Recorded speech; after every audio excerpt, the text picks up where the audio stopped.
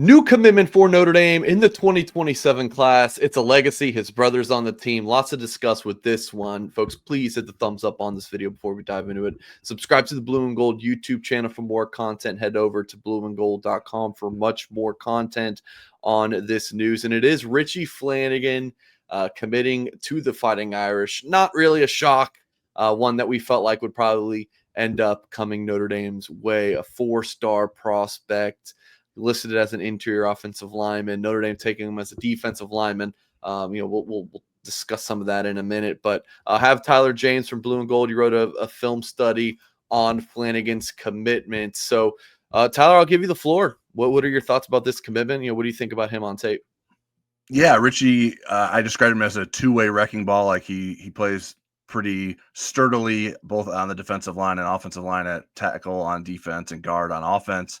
I understand why On Three or Rivals has him as a interior offensive lineman, just because I sort of like him a little bit on the offensive line. You see some good traits there. I think there's a lot of potential with him on the defensive line as well. His strength really stands out. He sort of gets into the other guys' upper bodies and sort of throws them away, and whether he gets their hands off them or throws them to the side.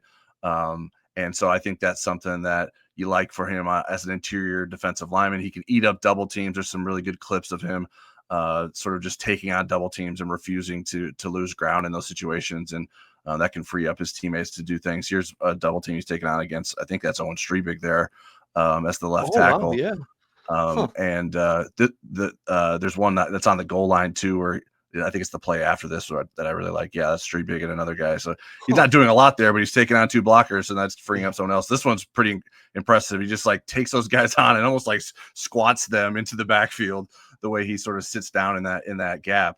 And so I think there's some traits to like there. I think he can be. I mean, he plays a more 3 technique than anything. At least he did as a sophomore here, and I think the little film I've seen of his junior season, he's doing that. Probably more of a nose tackle at the college level, but we'll see how he continues to develop.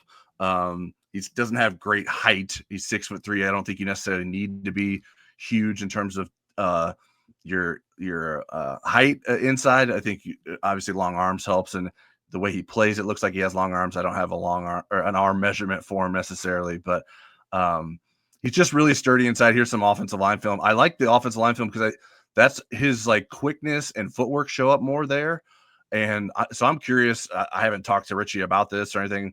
Like if he's playing with more confidence as an offensive lineman, maybe he has more experience there.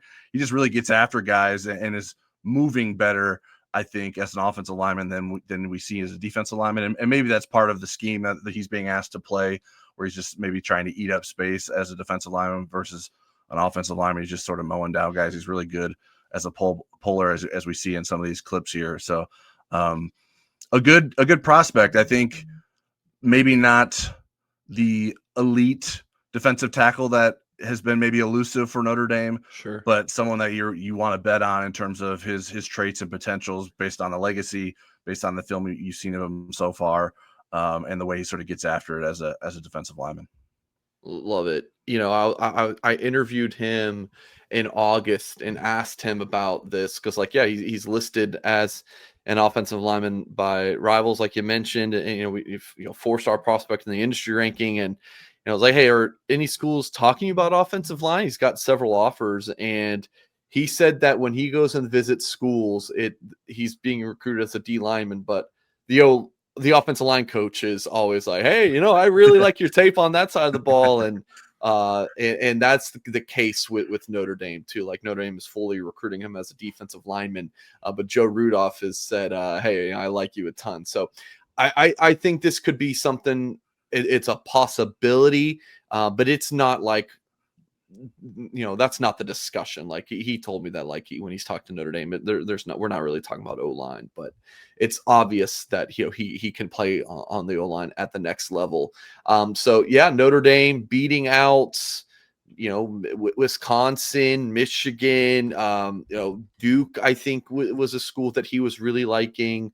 Illinois, another offer, Stanford, Northwestern. So pretty solid offer list. His brother is James Flanigan, tight end for the Fighting Irish, freshman, and his dad, Jim Flanigan, played for the Bears in the NFL, and before that, of course, for Notre Dame. So the legacy continuing, and yeah, a pretty straightforward recruiting win. This just felt like a matter of when and not if. Like it just, Notre Dame offered him, I want to say he was a pot of gold, and kid, and is like, all right, yeah. Unless sometimes, Tyler, there's legacies that don't want to go where their father went to school. And when I talked to Richie in August, I was like, are you and your brother close? Like, maybe you don't want to play with your brother. Like, I would totally get that. Like, I wouldn't have wanted to play college ball with my older brother. My eldest brother, yes, but my middle brother, no, I wouldn't have. So it's, and it's not that, we have a bad relationship. It's just more of like, more competitiveness. But yeah, solid recruiting win, 4-star prospects. It's a nice add to the class, Tyler.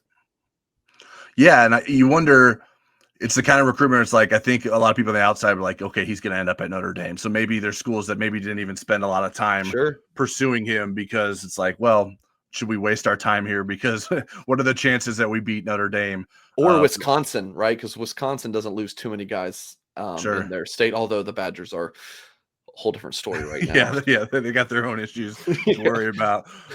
So yeah, good recruiting win. Just because it was expected doesn't mean he's not a good get, and doesn't mean that he can't have a potential impact at Notre Dame in the future.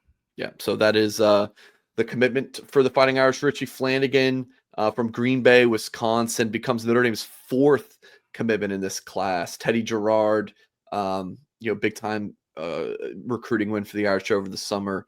The quarterback picking the Irish over Ohio State and Georgia and Michigan and Penn State. Ellis McGaskin, Notre Dame goes into Mobile, and Sean Kraft, the long snapper from Asheville. So yeah, if I would have told you, Tyler, like 6 or 7 months ago, hey, Notre Dame's first 4 commitments coming from Georgia, Alabama, North Carolina, and Wisconsin, be like, I mean, that's Notre Dame recruiting these days for you. Like, Notre Dame went 2 decades without signing a player from Wisconsin.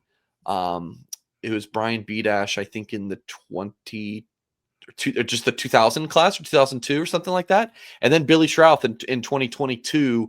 And now Notre Dame's just kind of comfortably getting guys from the state of Wisconsin. Billy Schrouth, of course, James Flanigan, Richie Flanigan, Eric Schmidt. There might be another that I'm Streebig.